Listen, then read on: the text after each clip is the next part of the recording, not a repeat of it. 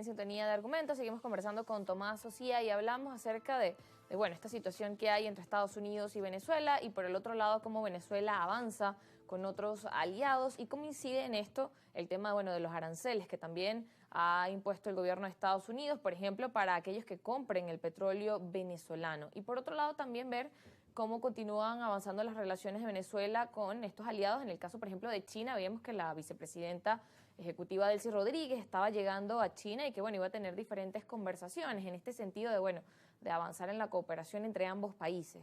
Sí, recuerden todos los venezolanos que la información dice, no estamos opinando, sino que hay 4 potencias importantes que colaboran con Venezuela en este proceso. Esto es muy importante porque nos olvidamos.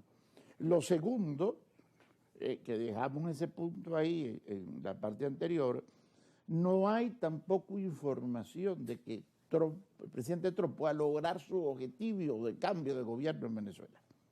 Pero lo estoy haciendo históricamente, lo estoy haciendo con información y con mucho cuidado de las palabras. O sea, no hay información.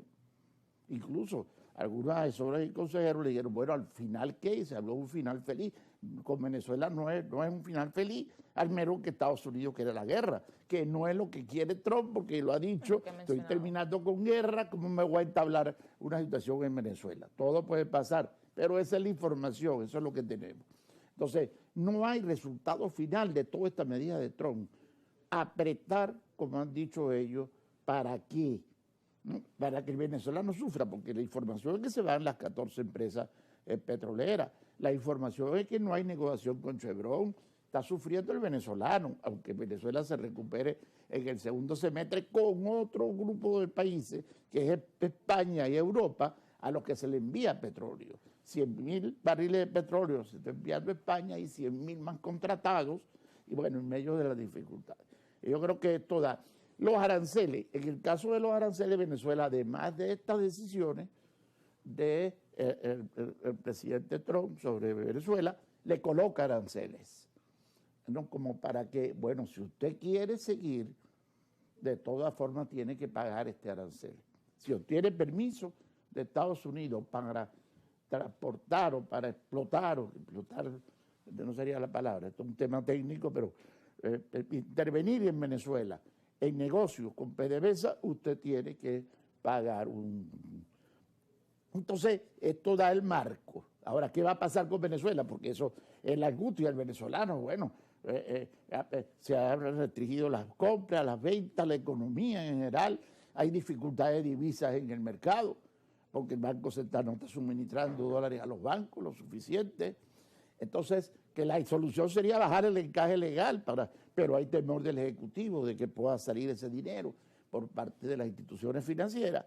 En ese juego no se vislumbra, no hay información, más que no se vislumbra, no existe información de que se pueda acorralar a Venezuela ni llevar a una crisis. Venezuela, como ocurrió años atrás, que no quiero mencionarlo, puede manejarse en el desarrollo de las relaciones internacionales. Claro, y también como han mencionado otros analistas en este tema, que Venezuela en ese momento era la primera vez que atravesaba ese tema de las sanciones, y que no es el mismo escenario ahora, que de pronto ya sabe cómo manejarlo, que si bien sigue afectando, no es la misma situación ni el mismo escenario. Pero por otro lado también, ¿cómo se avanza en este sentido? Como usted decía, no se ve resultado feliz en este tema de Venezuela, Estados Unidos, pero hay posibilidades de negocio, porque también otros analistas concuerdan que quizás lo que está buscando el gobierno de Estados Unidos es el monopolio del petróleo venezolano, y que quizás lo que busca es avanzar a eso. ¿Sería eso una posibilidad? ¿Estaría el gobierno venezolano en algún punto de acuerdo en que esto pasara? Bueno, fíjate, sí, hay una proposición, también está la información de empresas petroleras, probablemente Chevron, esto no podemos afirmarlo, digo yo, las que están interviniendo, de ofrecerle a Estados Unidos, yo te doy petróleo seguro, más barato, más cerca, y el que necesitan las refinerías de Estados Unidos, en el entendido del que el primer objetivo de Trump no se ha podido conseguir, que era el no quiero importar petróleo de ningún lado, y sin aumentar las reservas de Estados Unidos. Eso no le ha sido fácil. Entonces le puede repercutir con el precio de la gasolina.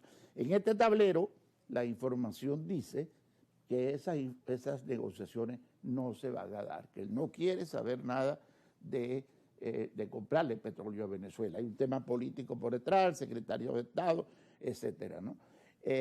Pero quiero repetir lo anterior de que Venezuela no está ante una crisis que pueda tener porque tiene muchos países aliados que ha desarrollado. Si uno de los planteamientos del presidente de Chevron, precisamente, que se sabe y que él mismo declaró después, es que le dice al presidente Trump, así no se maneja el tema de la energía, dejándonos en el camino como le ha pasado, y además de eso no radicalice más a Venezuela, alejándola de Estados Unidos y que se vaya acercando más todavía a los países no amigos de Estados Unidos. Bien, pero por otro lado, para Estados Unidos, por ejemplo, que se sigan, por ejemplo, la presencia de China, que también era uno de los elementos que hemos visto en su discurso, que bueno, que quiere reducir esa presencia de China quizás en la región, y que por un lado, bueno, estas medidas de Venezuela es como, bueno, atacan una cosa, pero a la vez incentivan otra que ellos han dicho que no quieren, como el caso de que, bueno, esto permite también que se siga reforzando la relación Venezuela-China.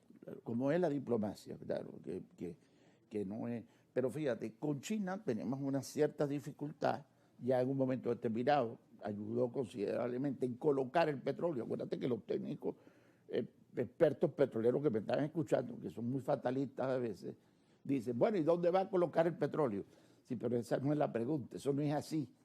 O sea, hay un juego internacional habiendo permitido, o sea, teniendo el permiso de la OPEP de aumentar la producción petrolera, de disminuirla en este caso, pero de colocar el petróleo en el ámbito internacional, que precipita una cierta caída del mercado, ¿no? De los precios en el mercado, pero tampoco se van al suelo. Entonces, en este juego, Venezuela sí tiene amigos y salidas. Solamente en el caso de Turquía, y ustedes ven un evento importante en estos días, en el caso de Turquía, Turquía ha colaborado triangulándole a Venezuela. Ha recibido petróleo, Venezuela le ha pagado petróleo o lo que sea, pero ha resuelto las imposibilidades de Venezuela de colocar la producción petrolera en otras oportunidades.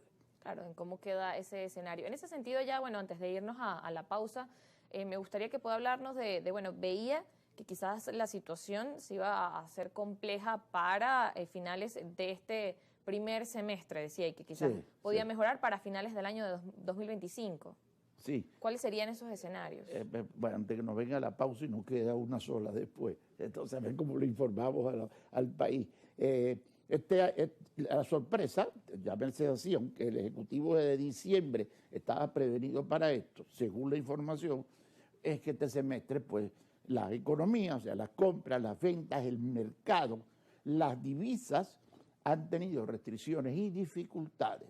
Todo el mundo se está quejando un poco, y esa no es la idea, y hay dificultades. El segundo semestre, con el juego petrolero, yo hablo del petróleo porque el petróleo tiene que ver mucho en nuestra economía, por supuesto, con el juego del petróleo y con otras decisiones que el Ejecutivo ha tomado y tiene que tomar.